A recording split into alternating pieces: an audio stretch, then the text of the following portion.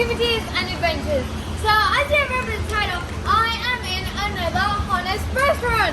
And oh my god guys, this is my second one and me making a video of it. So this Honest is in Karjan, and the one that I did before, the previous video, was Honest in Limerick. So and plus that was for breakfast, and this we're kind of having like a lunch / dinner-ish because we're hungry since morning.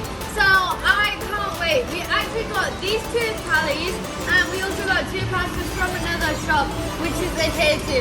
And there's also Domino's, Subway, and also KFC here. So I might also have some of that if I'm still hungry after this. And there's also Honest by itself, but different livery trucks, as you can see behind me.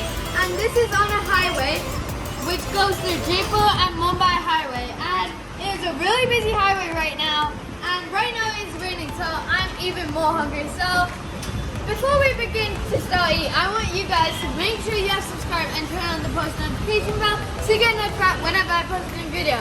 So now let's start eating. Let's go!